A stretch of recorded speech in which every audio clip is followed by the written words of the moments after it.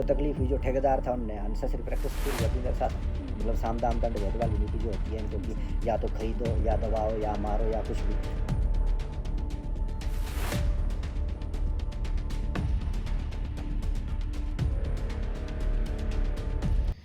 नमस्कार, आप देख रहे हैं प्रयास एक ज़रिया। आज जो शख्स हमारे साथ मौजूद हैं, क्योंकि वो अपने आप में बहुत इनोवेटिव पर्सनालिटी हैं, आप कह सकते हैं बहुत ही एक चैलेंजफुल पर्सन है। टुडे वी हैव मिस्टर उत्तम चंद वशिष्ठ जी, जो कि जडेरा और चंबी पंचायत के एक बीडीसी मेंबर भी हैं, साथ में एक सोशल एक्टिविस्ट भी हैं और काफ़ी समय से अपने समाज में हो रही बुराई और कुरीतियों के खिलाफ काम भी कर रहे हैं। सो वेलकम टू प्रयास। जी, शुक्रिया। And thank you so much sir, आज आपने अपना कीमती समय हमारे लिए निकाला, हमारे दर्शकों के लिए निकाला। उसके लिए हम आपको बहुत शुक्रिया करते हैं तहे दिल से। जी, आपका भी बहुत बहुत शुक्रिया। जैसे कि मैंने आपको पहले ही सर के बारे में बताया कि he is very challenging person in his life. So basically सबसे पहले हम सर की थोड़ी सी प्रोफाइल को अच्छे से जानते हैं कि बेसिकली सर हैं कहाँ से एंड क्या इनका बैकग्राउंड प्रोफेशन रहा है। सो मैं चाहती हूँ सर आप प्लीज़ थोड़ा सा अपने बारे में हमें बताएं। जी, सबको नमस्कार और आपका तहे दिल से धन्यवाद जो आपने हमें ये मौका दिया रूबरू होने का। तो मैं बताना चाहूँगा मेरा नाम उत्तम चंद वशिष्ठ है। बेसिकली मैं जडेरा पंचायत से हूँ और मौजूदा जडेरा, सिल्लाग्राट, चंबी और घगरोता 4 पंचायत से वीडीसी भी हूँ। जो कि पब्लिक के आशीर्वाद से मैं कहना चाहूँगा पब्लिक ने स्वेच्छा से हमें आगे किया और वोट किया, सपोर्ट किया है और एक ज़िम्मेवारी दी। लेकिन मैं कहना चाहूँगा ये ज़िम्मेवारी जो पब्लिक ने हमें दी है, ये ज़िम्मेवारी होते हुए भी इस ज़िम्मेवारी का कोई मतलब नहीं है। एक तरह से ज़ीरो है काम। वो इसलिए क्योंकि जो हमारा नेचर है, जो मेरा नेचर है कि हम सच के लिए, न्याय के लिए, हक के लिए आवाज़ उठाते हैं और बेझिझक उठाते हैं, निडर होके उठाते हैं। इस वजह से ही शायद जो ऑलरेडी जो सिस्टम बना हुआ है, एक लूट तंत्र जिसको मैं कहना चाहूँगा बना हुआ है, ना सिर्फ़ पंचायती राज सिस्टम में, हर डिपार्टमेंट में। तो इस तंत्र की वजह से हमें बायकॉट किया गया है। यानी जो मेरी 4 पंचायतें हैं, चारों पंचायतों के जो पंचायत की जो एक कोरम होता है, प्रधान, उप-प्रधान, वार्ड मेंबर्स उनमें से भी उन्होंने हमें मतलब एक तरह से बायकॉट रखा है। यानी किसी मीटिंग में वो ना ही तो हमें इन्फॉर्मेशन देते हैं और ना ही तो अगर हम चले जाएँ तो ना ही तो वो शायद पसंद करते हैं कि ये आए। और अगर हम चले भी जाएँ तो फिर और प्रैक्टिसेस शुरू हो जाती हैं जिसमें हमले तक की नौबत आ चुकी हुई है। तो रीज़न ये है कि हमने हमेशा जनहित के लिए, समाज हित के लिए मुद्दे उठाए और मुद्दे उठाना, आवाज़ उठाना अपने आप में चैलेंजिंग होता है। हर किसी के बस की बात नहीं होती है। हमने मुद्दे उठाए हैं। अब सवाल ये है कि उसमें जो हमने एक्सपेक्ट किया कि हमने समाज के लिए ये मुद्दा उठाया है, चंबा के लिए, चंबा के लोगों के लिए या गाँव के लोगों के लिए हमने ये मुद्दा उठाया तो हमारी एक्सपेक्टेशंस ऑब्वियसली ये रही कि लोग साथ देंगे। लेकिन जो हमें एक्सपीरियंस में आया तो लोग तो कहीं न कहीं ज़्यादातर उनके साथ हैं जो लूट तंत्र में शामिल है। मैं बिल्कुल दावे के साथ इसलिए भी कह पा रहा हूँ क्योंकि जैसा कि ज़्यादातर लोग मुझे जानते हैं कि मैं आरटीआई एक्टिविस्ट हूँ। जी बिल्कुल। लेकिन मैं थोड़ा-सा काटना चाहूँगा इस बात को। हाँ, बिल्कुल आरटीआई एक्टिविस्ट हूँ, लेकिन मैं सिर्फ़ आरटीआई एक्टिविस्ट या आरटीआई एक्टिविस्ट ही नहीं हूँ, मैं एक्टिविस्ट हूँ। आरटीआई एक पार्ट है, आरटीआई हमें इस्तेमाल करना पड़ा। अब बात करें थोड़ा-सा आपने पूछा है कि मैं अपने बारे में बताऊँ। फ़िलहाल तो जो मैंने बताया आपको जो अभी मौजूदा मैं बीडीसी हूँ, लेकिन इसका मतलब ज़ीरो है, क्योंकि पंचायतों से एक तरह से उन्होंने बायकॉट किया है। दूसरा जो हमारी पंचायत समिति है, हमारे 18 जो है हमारे डेवलपमेंट ब्लॉक चंबा के बीडीसी है। उनमें से एक अध्यक्ष हैं, एक उपाध्यक्ष हैं, उन्हीं में से हैं। और फिर जो भी है आगे गवर्निंग बॉडी होती है इसको रेगुलेट करने के लिए, तो उन्होंने भी हम मेरे को स्पेशली इससे अलग रखा हुआ है। रीज़न वहाँ भी जो हक की बात थी, जो न्याय की बात थी, वो हमने उठाई, जो उनको अच्छी नहीं लगी। मैं स्पष्ट तौर पे कहना चाहूँगा, जो सबसे पहले जो पंचायत समिति की जो संपत्तियाँ हैं, दुकानें हैं, गेस्ट हाउस है, जो भी चीज़ें हैं, तो सबसे पहले तो हमने आरटीआई से वो दस्तावेज प्राप्त किए। उसमें देखा कि इसमें गड़बड़ है, इसमें मिसयूज हो रहा है प्रॉपर्टीज़ का बाय गवर्नमेंट ऑफिशियल्स। ठीक है जी, मैं अभी फ़िलहाल नाम नहीं ले रहा हूँ किसी का। तो हमने जब उसको क्वेश्चन किया तो इससे उनको दिक्कत हुई। अब उनको दिक्कत हुई तो यहाँ जो तंत्र बना बैठा है, लूट तंत्र, वो ये भ्रष्टाचार जो चीज़ है, ये एक आदमी नहीं कर सकता है। इसमें पूरी एक टीम जुड़ी होती है, एक गिरोह, एक नेक्सस बना हुआ है, जिसमें ब्यूरोक्रेट्स भी हैं, जिसमें पॉलिटिशियंस भी हैं। और जब मैंने वो आवाज़ उठाई कि भाई हमारी जो प्रॉपर्टीज़ हैं, ऐसे जडेरा पंचायत की बात करूँ मैं, एक्टिवली मैं मैक्सिमम जडेरा जो मेरी मूल पंचायत है मैं उसी में मुद्दे उठा रहा हूँ। मेनली जब मैं बीडीसी बना मैंने 10 पॉइंट्स लिख के दिए कि इन 10 पॉइंट पे अगर काम किया जाए तो पंचायती राज व्यवस्था दुरुस्त हो सकती है। उसमें ग्राम सभा के बारे में पॉइंट था, उप ग्राम सभा के बारे में पॉइंट था, ठीक है जी। या जो भी मौजूदा व्यवस्था है उसको ठीक करने के लिए, दुरुस्त करने के लिए हमने 10 पॉइंट्स दिए थे, जिसको मैंने बाकायदा जो हमारे पंचायती राज मंत्री हैं शिमला जाके मैंने उनसे ऑफिस में मिल के उनसे डिस्कस भी किया। उनके उनके मतलब डायरी में भी हमने वो अपने डॉक्यूमेंट्स रखे और उनसे एक्सपेक्ट किया कि वो इस पर एक सही सही जांच करें, सही सही इस पर हमें फैसला दें, जो हमने पॉइंट्स रेज किए हैं इसके बारे में।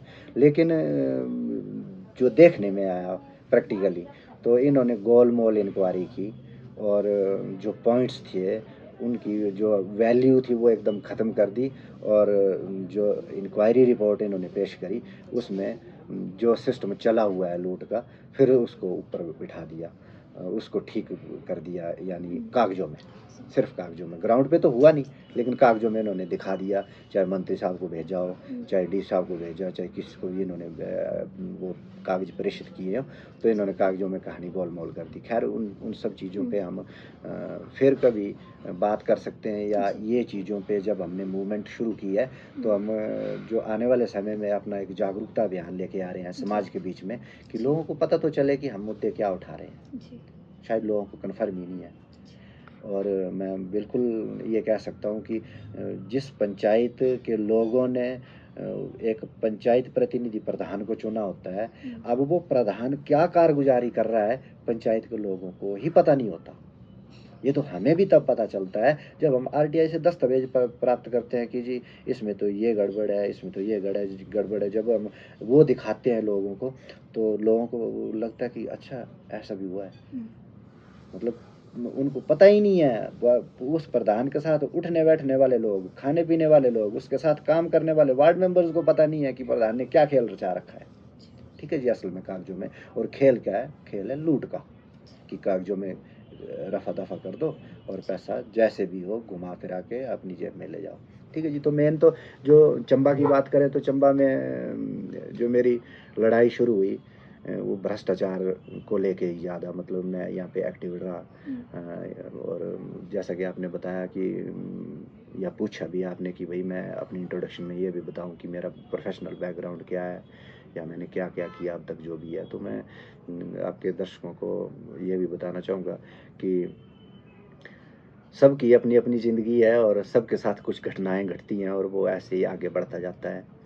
तो हमारे साथ भी कुछ घटनाएं घटी हैं। मैं जब स्कूल टाइम में था, 9th में पढ़ रहा था, तब एक दवाई का जो रिएक्शन हुआ, उसको एक आम भाषा में दुर्घटना कह सकते हैं, लेकिन मैं दुर्घटना नहीं कहता, मैं उसको सिर्फ घटना कहता हूँ। कि वो घटित हुआ जिसके कारण इलाज के बहाने से मेरे को चंबा से बाहर जाने का मौका मिल गया। अगर मैं बीमार ना होता तो यहीं स्कूल कॉलेज और नॉर्मल लाइफ में होता, लेकिन उस बीमारी के कारण, उस प्रॉब्लम के कारण मेरे को यहाँ से चंबा से रेफ़र किया गया। तब टांडा हॉस्पिटल इस्टेब्लिश नहीं था, वहाँ सिर्फ टेस्ट वेस्ट वगैरह होते थे, टेस्ट करवा के हमें दिखाने पड़ते थे धर्मशाला में। तो मैं धर्मशाला में एडमिट रहा, लगभग 23 दिन वहाँ पे एडमिट रहा। उसके बाद वहाँ भी डॉक्टर मरवाह जी थे जो काफ़ी केयर करते थे। उन्होंने बड़ा सपोर्ट किया मेरे को अपने बच्चे की तरह। और फिर उन्होंने फाइनली मेरे को पीजीआई में दिखाने को फर्दर रेफ़र किया। तो मैं चंडीगढ़ पहुँच गया। तो जब चंडीगढ़ गया, जब धर्मशाला जाता था मैं, तब भी मैं अकेला ही जाता था अपना ट्रीटमेंट करवाने के लिए, कोई अपने साथ किसी को लेके नहीं जाना। और उसके बाद चंडीगढ़ रेफ़र हुआ तो चंडीगढ़ भी फर्स्ट टाइम भी हम अकेले गए, उसके बाद भी अकेले ही जाते रहे। और जो भी एडमिट रहे, चाहे पूरा इलाज ट्रीटमेंट का जो दौर था। और आपने देखा होगा, आपको जानकारी होगी इस बात की कि टेस्ट चलते हैं जिसमें कभी 3 महीने बाद की डेट जी, मिल रही है, बिल्कुल। कभी 2 महीने बाद की डेट हुँ, मिल रही है, कभी कुछ, कभी कुछ। तो एक लंबा समय जो है मेरे को रहना पड़ता था हुँ, चंडीगढ़ में। अब या तो मैं बार-बार एक टेस्ट करवा के फिर चंबा आ जाता, फिर चला जाता 15 दिन बाद, 10 दिन बाद। तो मेरे को मतलब ये डिसाइड करना पड़ा कि मतलब चंडीगढ़ रहना ही मेरे को ठीक है। अब चंडीगढ़ रहना तो ठीक है, लेकिन सर्वाइवल कैसे हो? क्योंकि घर वालों से जो हमें पैसे मिलते थे वो दवाई के लिए मिलते मिनिमम थे। मिलता है। हाँ, नहीं, नहीं, जितना लगता है जैसे, हुँ, जो जस्टिफाइड होता है दवाई के लिए, हुँ, किराए के लिए, खाने के लिए। तो अब उस वक़्त मेरी उम्र बिल्कुल, मैं 14 साल का तो मैं बीमार हुआ था। और उसके बाद 4-5 साल मैं चंडीगढ़ रहा, तो कह सकते हैं कि मैंने होश अपना चंडीगढ़ में ही सँभाला। और 18 साल तक आते-आते जो है मैं प्री मैच्योरिटी में कॉर्पोरेट सेक्टर में चला गया था, मार्केटिंग लाइन में। और मतलब एक तरह से वो मेरा डिसीज़न जो था वो फॉर द सर्वाइवल था। क्योंकि जब नए-नए हम होश सँभाल रहे थे, नई-नई चीज़ें देख रहे थे चंडीगढ़ की मार्केट में, लोगों को देख रहे, तो हमें भी इच्छाएँ जगती थी कि जी हम कुछ खाएँ, पिएँ, घूमें, हम भी कुछ करें। तो उसके लिए तो पैसा चाहिए, तो बिल्कुल। पैसा कमाना पड़ेगा, ठीक है ना जी? तो प इसलिए हमें काम करना पड़ा। तो मैं प्रीमेच्योरिटी मतलब एक प्रोफ़ेशनल करियर में उतर गया था, कह सकते हैं। और जिस दिन मैं 18 साल का हुआ, सेम डे, बिकॉज़ वेटिंग था कि किस दिन 18 साल का हूँ और मैं प्रॉपर्ली मतलब एमएनसी में या नेशनल लेवल की हमारी एलआईसी में, हुँ, मेरा जो फर्स्ट जो कंपनी थी वो एमएनसी थी, एमएनसी मल्टीनेशनल कंपनी थी। ओके। और चंडीगढ़ में उसका ब्रांच ऑफिस था, हिमाचल में उसका कोई वजूद नहीं था। जी, ये टेक्निकल एक प्रोडक्ट होता था कुछ, उस पे हम काम कर रहे थे। तो फिलहाल मैं ज़्यादा ना इसको बताते हुए जी, थोड़ा शॉर्ट में करूँ तो, जो एक प्रोफ़ेशनल करियर की जो शुरुआत हुई वो मार्केटिंग से हुई। और जिस दिन मैं 18 साल का हुआ तो उस दिन हमने और भी कई अच्छी एमएनसीज़ और एलआईसी वग़ैरह में हमने एंट्री करी, इंश्योरेंस सेक्टर में अच्छा काम भी किया। और बढ़िया हमने करोड़ों रुपए के बिज़नेस हमने एक-एक ब्रांच में दिए और अच्छी जी, परफ़ॉर्मेंस रही है। परमात्मा की कृपा से मतलब अपनी अच्छी परफ़ॉर्मेंस रही है, पूरी टीम की हमारी अच्छी परफ़ॉर्मेंस रहती थी। और एक अच्छा एक करियर में जिसको हम बूम बोलते हैं जी, ना, जी, बढ़िया लाइफ़ हम जी रहे जी, थे, जिसमें एक अच्छा लाइफ़स्टाइल हम जी रहे थे कुल जी, मिला के। तो फिर क्या है कि मेरे एक साथी हुए दिल्ली में, मैं चंडीगढ़ के बाद 3 साल गाज़ियाबाद, दिल्ली वग़ैरह में रहा। तो एक साथी हैं मेरे, मिस्टर अजय आर्या जी, दिल्ली से, वो टीचर हैं गवर्नमेंट स्कूल में। तो उनके साथ कुछ सोशल वर्क का हमें चस्का लगा, जी, धीरे-धीरे। वो भी हालाँकि गवर्नमेंट जॉब के साथ-साथ वो कंपनी में हमारे साथ काम करते थे, कॉर्पोरेट में काम करते थे, पार्ट टाइम। और हम तो फुल टाइम थे। लेकिन जो उनका सोशल इंटरेस्ट था, वो बड़ा अच्छा लगा मेरे को हुँ, भी। हम उस वक़्त स्टूडेंट्स के लिए, बच्चों के हुँ, लिए काम करते थे, बच्चों के लिए मोटिवेशन, काउंसलिंग। हुँ, और जैसे आपने देखा होगा, कई बच्चे जो पढ़ाई-लिखाई कर चुके होते हैं, लेकिन उनको सही-सही जानकारी नहीं रहती कि कब कौन से विभाग में क्या वैकेंसी निकली और उसमें वो अप्लाई करें। जी, तो वो डाटा हम ले लेते थे हुँ, साइड से। और फिर हम वो जो हमें पता चला कि इतनी वैकेंसीज़ दिल्ली पुलिस में है या यूपी पुलिस में है या किसी और विभाग में है, जहाँ सरकारी नौकरी करके मिल सकती है। जी, तो हम अननोन एरिया में जाके, लोगों के बीच में जाके, बच्चों से मिलके हमने एक संगठन बनाना शुरू किया। हमने 2 लोगों ने काम शुरू किया, 2 से 3 हुए, 3 से फिर हमारे साथ 2 लेडीज़ लड़कियाँ जुड़ी, हुँ, वेल एजुकेटेड, पीएचडी और वकालत की हुई लड़कियाँ थी। तो 5-5 लोगों की टीम हुई, हमने हुँ, 5 लोगों की टीम ने काफ़ी समय काम किया। उसके बाद फिर हमने अपनी मेंबरशिप बढ़ाई और ये टीम जो एक्सपैंड करी। तो धीरे-धीरे लगे रहे और हमने 12-14 साल में जो टारगेट लिया था, वो जी, 1 करोड़ लोगों को हमने अपनी विचारधारा से जोड़ना था, वो हमने कंप्लीट किया। और अपने साथ काम करने वाले वॉलंटियर्स तैयार जी, करने थे, वो हमने 1 लाख तैयार करने का टारगेट लिया था, वो हमने कंप्लीट किया। और इसके साथ साथ हम नए विधानसभा क्षेत्र का एक हमने पैरामीटर रखा था कि इस विधानसभा क्षेत्र से हम मान लो 1000 बच्चों को गवर्नमेंट जॉब में लगवाएंगे। हमारी कोई पॉलिटिकल अप्रोच नहीं है कि हम लगवाएंगे या हो और कोई तरीका नहीं है, हम सिर्फ बच्चों को जाके उनसे फार्म डलवाते थे और साथ के साथ उनकी प्रिपरेशन करवाते थे, चाहे वो फिजिकली प्रिपरेशन थी, क्योंकि वो जो मेरे साथ पार्टनर मिस्टर अजय आर्या जी थे, हैं अभी भी, वो स्पोर्ट्स टीचर है, तो स्पोर्ट्स में उनकी बड़ी अच्छी पकड़ है। तो हम मतलब जैसे भर्तियों के लिए ग्राउंड पे की भी प्रैक्टिस करवाते थे और ये सब कारवाना मतलब एक एजुकेशन और स्टूडेंट्स से चलते चलते हमारा एक बड़ा संगठन बन गया। राष्ट्रीय एकता संघ नाम से हमने एक संगठन बनाया और उसका पहला जो हमारा मकसद था वो ये था कि तमाम समाजों के बीच में जाके सबसे पहले अपने समाज में एकता की बात करें और फिर धीरे धीरे अदर समाजों के साथ भी हम एकता की बात करें, देश में एकता और अखंडता के लिए खासकर युवाओं को प्रेरित करते हुए एक ऐसा माहौल बनाएं कि मतलब एक नई क्रांति की मतलब लिखी जा सके। तो सर बेसिकली आपने जैसे भ्रष्टाचार के खिलाफ आवाज़ उठाई, बहुत बड़ी बात है, बहुत सराहनीय कार्य है ये। हर कोई इतना चैलेंजिंग नहीं हो सकता, हर किसी में इतनी हिम्मत नहीं। जो इंसान तथ्यों को और जो राइट्स अपने जानता हो वही ये सब चीज़ें कर सकता है कि बेसिकली डेफिनेटली लड़ाई वही लड़ सकता है जिसको जानकारी हो। ठीक है जी। अब इसके पीछे भी एक घटना है।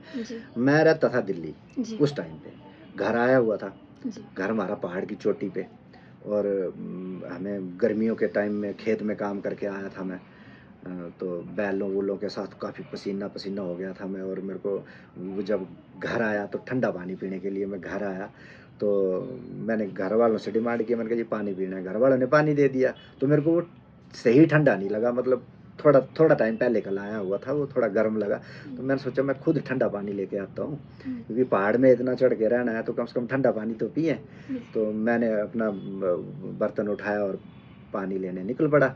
जब मैं पानी लेने के लिए गया तो वहाँ जो हमारा पनिहार है, वहाँ से मैंने देखा एक टीम आ रही है पूरी की पूरी, लेडीज जेंट्स बच्चे बूढ़े सब बड़े बड़े बोरे उठाए हुए, और मैंने जनरली उनसे पूछा कि भाई साहब क्या लेके आए हैं, तो वो तो 2 नंबर का काम था उनका, कुछ ऐसी चीज़ लेके जा रहे थे, टेक्सास बकाटा उस पेड़ का नाम है, हमारे देसी भाषा में चंबा में उसको धुनु बोलते हैं, वो एंटी कैंसर प्रॉपर्टी रखता है और उसको बेचा जा रहा था काट काट के। तो वो आगे से ऐसे रोब मार के बोलता है कि भाई तूने क्या करना। अब उसने रोब में बात करी तो मैंने कहा अब तो भाई मैं पता करके रहूँगा कि तू कर क्या रहा है। मैंने अपना मोबाइल कैमरा ऑन किया, वीडियो भी बनती रही, और मैंने कहा दिखा, खुलवाया उसका बोरा और देखा, उसने बहुत तांडव किया, अपनी बीवी के कपड़े फाड़ने की कोशिश की, दराट लेके मारने को मेरे को आया, वो सब फिल्म बनती रही, सब एपिसोड तो रिकॉर्ड हो गया। उसके बाद मैंने कहा यार ये पता तो करें है क्या चीज़। उस वक्त ये गूगल लेंस और ये इतनी सारी चीज़ें नहीं थी, लेकिन मैंने बहुत टाइम लगाया। इंटरनेट उस टाइम पे इंटरनेट हमारे यहाँ पे भी नहीं चलता था, गाँव में इंटरनेट नहीं था, तो मैंने उसके बारे में स्टडी करना शुरू किया। फिर पता चला कि ये मेडिसिनल प्रॉपर्टी रखने वाला है, इतना कॉस्टली पौधा है, और हालांकि हमारे गांव में भी उसकी इतनी केयर नहीं होती है, उसको अदर यूज़ के लिए लिया जाता है, मतलब रद्दी में समझो। ठीक है जी। तो मैंने इंटेरोगेट किया इस चीज़ को और इसका क्वेश्चन रेज किया, मैंने कहा ये क्या है और कंप्लेंट करना चाहिए। जब मैं यहाँ चंबा आया, डीएफओ साहब को बताया, मैंने कहा जी डीएफओ साहब ऐसे ऐसे ये पेड़ काटा जा रहा है, और मैंने कहा अंधाधुंध काटा जा रहा है, मैंने कहा तो ख़त्म हो जाएगा भाई ये पेड़ हमारा।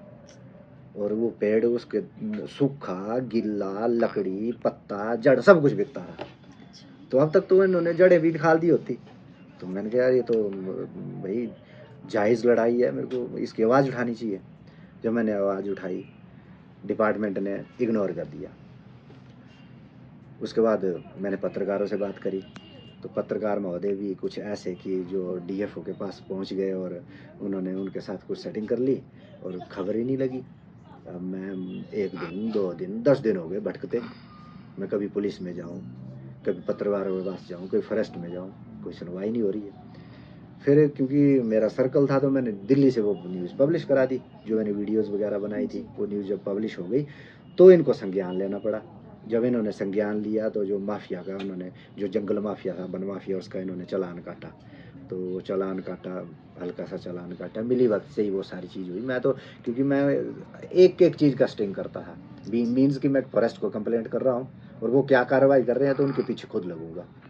मैंने इनको पत्रकारों को बताया, अब पत्रकार क्या कर रहे हैं, तो मैंने इनको डीएफ ऑफिस में जा के पकड़ा कि ये कर क्या रहे हैं। अभी खैर आप भी पत्रकार है और मैं, मेरा कोई टारगेट या मेरा कोई मुद्दा पत्रकारों की बात करना नहीं है, ठीक है जी। तो फिलहाल ये है कि जो मैंने आवाज़ उठाई वो तो दबती जा रही थी, उस पर कार्रवाई नहीं हो रही थी। फिर हमें आरटीआई का इस्तेमाल करना पड़ा फर्स्ट टाइम, फिर हमें कोर्ट तक का भी इस्तेमाल करना पड़ा, कोर्ट में जाना पड़ा और फाइनली हमने लड़ाई को तो जीता। वो जो कट रहा था पेड़ वो कटना भी बंद हुआ और जो ठेकेदार थे उसके उनके लाइसेंस रद्द हुए और जुर्माने हुए बाकायदा, बाकी सब कुछ। उसके बाद जो है कि एक नई कहानी पकना शुरू हो गई, क्योंकि जिनको तकलीफ हुई, जो ठेकेदार था उन्होंने अननेसेसरी प्रैक्टिस शुरू कर दी मेरे साथ। मतलब साम दाम दंड भेद वाली नीति जो होती है इनको कि या तो खरीदो या दबाओ या मारो या कुछ भी, तो वो सिलसिला शुरू हो गया, जानलेवा हमले होने लगे, मुश्किल से जान बचानी पड़ रही है हमें। तो मतलब एक बार ट्रबल हुए हम, 2 बार फेस किया, 4 बार फेस किया, फिर मैंने कहा यार ये तो ठीक से लड़ना पड़ेगा। और लड़ने के लिए अगर बात करें या चंबा में लड़ाई लड़नी है, तो चंबा के जो हमारे चंबयाड़ हैं ये तो सिर्फ तमाशा देख के खुश हैं। कोई हमारे साथ आने की कोई किसी ने, चाहे वो पत्रकार था, चाहे विभाग था, चाहे आम जनता थी, चाहे पॉलिटिशियन थे, सबसे हमने बात करी, कोई नहीं आया। तो फिर मेरे को जैसे मीडिया के लिए भी मेरे को दिल्ली से पब्लिश कराना पड़ा, ऐसे ही हर चीज़ मेरे को अपने नेटवर्क से, अपना जो ऑल ओवर इंडिया में हमने नेटवर्क बनाया है, तो उससे मेरे को हेल्प लेके मतलब ये लड़ाई हमने आगे जारी रखी और डंके की चोट पे कह सकते हैं मैंने जीता भी इसको। वो जो अवैध जो कटान ये मतलब चला हुआ था वो हमने रोक दिया उसको। अब उसके साथ, क्योंकि वो खुद पंचायत से जुड़ा हुआ था, उसके साथ पंचायत वाले जो है वो भी हमारे साथ प्रैक्टिसेस करने लगे। कहीं हमारा आईआरडीपी काट दिया, था हमारा आईआरडीपी नंबर पहले, चाल करके वो काट दिया। मतलब सचिव उसकी गेम में शामिल है, इन्होंने चाल बनाई ना एक, और मतलब डिस्टर्ब करने का काम। फिर मैंने कहा चलो अब पंचायत वालों का भी लेते हैं हिसाब, तो आरटीआई फिर हमने पंचायत पे भी इस्तेमाल करी। वो पता चला पंचायत में तो दुनिया जहान के कपड़े हैं, करोड़ों रुपए के घोटाले हो रखे हैं। हमने करोड़ लाखों रुपए के डॉक्यूमेंट ऐसे निकाल के रखे कि जिसमें लाख रुपए का घोटाला हुआ है, लेकिन जो हमने कार्रवाई में डाला उसमें वो हज़ारों का ही कागज़ था, या कुछ 100 200 400 500 हज़ार 2000 5000 का जो कागज़ था, उसी से लड़ाई लड़ते लड़ते उन प्रधानों को अपनी प्रधानी छोड़नी पड़ी, ठीक है जी। और शासन प्रशासन का जो हाल है इस पे तो चर्चा बनती है, आगे की हम चर्चा जो है वो ज़्यादातर हम इस पे ही करेंगे। फ़िलहाल जो मैं बात कर रहा था कि चंबा में मेरा आना और इन घटनाओं के कारण फिर एक आरटीआई एक्टिविस्ट के रूप में मेरी पहचान होना, और उसके बाद फिर नेचुरली क्योंकि हमले हुए, हमने कंप्लेंट करी पुलिस में, तो पुलिस ने बोगस कार्रवाई करके निपटा दिया। फिर हमने पुलिस पे भी आरटीआई मांगी कि जी आपने क्या कार्रवाई की, तो पुलिस भी मतलब अननेसेसरी हमारी दुश्मन बन गई, जबकि हमारी लड़ाई पुलिस से तो थी नहीं ना है। लेकिन वो कई ठेकेदारों से, कई प्रधानों से खा पी के साठ गांठ करके फिर हमारे साथ अपनी पावर और वर्दी का इस्तेमाल करते। तो धीरे धीरे प्रैक्टिस में सारी चीज़ें आई, और अब तो हम एकदम कि पुलिस कैसे काम करती है, प्रशासन कैसे काम करता है, ब्यूरोक्रेट्स कैसे काम करते हैं, ये हमारे पॉलिटिशियंस कैसे काम करते हैं, ये नेक्सस को तोड़ने के लिए अब अगर इस लड़ाई को अंजाम तक पहुंचाना है तो एक अकेला उत्तम नहीं लड़ सकता। अब पब्लिक को जानना होगा, जागरूक होना होगा, समझना होगा और पब्लिक को साथ होना होगा, क्योंकि हम अल्टीमेटली पब्लिक के लिए लड़ रहे हैं। जब मैंने एग्ज़ाम्पल के तौर पे आपको बताया ये जो टेक्सास बकाटा काटा जा रहा था, जब मैंने इसकी आवाज़ उठाई तो मेरे गांव के लोगों ने ही बोला कि तूने पानी दे के पाला है क्या, काटने दे, तेरा क्या जाता है।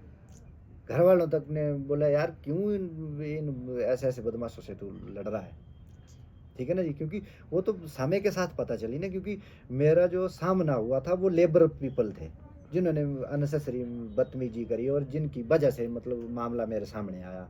जिन्होंने, जैसे मैं आपको बताया कि वो एक लड़का था जिसने अपनी बीवी के कपड़े फाड़ने की भी कोशिश करी और मेरे को बोलता कि तेरे को अंदर कराऊंगा, ठीक है जी, और फिर दराड़ लेके भी मारने को आ रहा है। वो सब वीडियो बने थे।